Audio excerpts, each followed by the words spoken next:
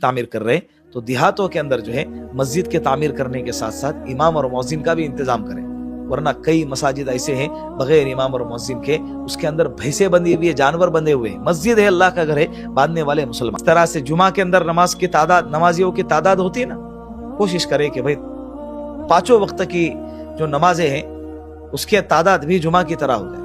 ایک یہودی کہتا ہے نا کہ بھائی جس دن آپ کے فجر کی نماز کی تعداد جمعہ کی نماز کی طرح ہو جائے تو اس دن پورے دنیا کے اندر اسلام کا پرچم لہرایا جائے گا۔ پہلی چیز اللہ کی طرف متوجہ ہونا ہے، اللہ سے دعائیں کرنا ہے، اللہ رب العزت سے مانگنا ہے۔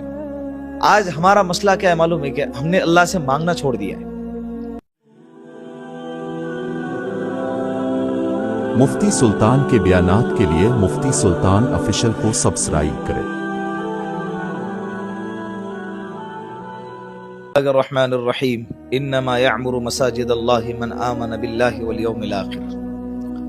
مسجدوں کو وہی آباد کرتے ہیں جو اللہ پر اور آخرت کے دن پر ایمان رکھتے ہیں۔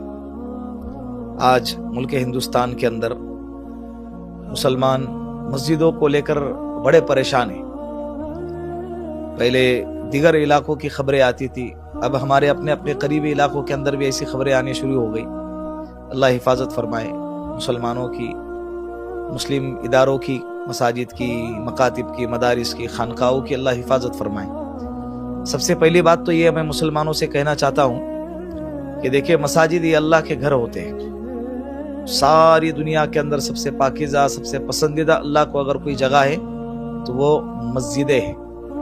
اور اللہ کے رسول صلی اللہ علیہ وسلم نے فرمایا اگر کوئی بندہ مسجد کے اندر اپنے آپ کو زیادہ دیر ٹھہرائے رکھے تو اس کے ایمان کی گواہی دو۔ تو جو آج کے دور میں بہت سارے لوگ جو پریشان ہیں کہ بھائی ہم اپنے مسجدوں کو کیسے بچائیں، ہم اپنے مسجدوں کو کیسے چاروں طرف سے اس کو سیف رکھیں، یہ بہت سارے لوگوں کی جو ہے نا دل کی یہ آواز ہے۔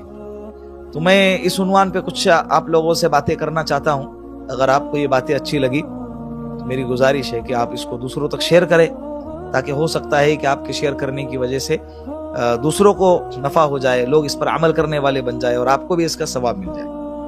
دیکھو چند باتیں ہیں جو میرے ذہن میں ہیں، مسجدوں کو آج کے دور کے اندر بچانے کی جو کوشش کرنا ہے اس میں چند باتیں میرے ذہن میں ہیں۔ سب سے پہلی چیز اللہ کی طرف متوجہ ہونا ہے، اللہ سے دعائیں کرنا ہے، اللہ رب العزت سے مانگنا ہے۔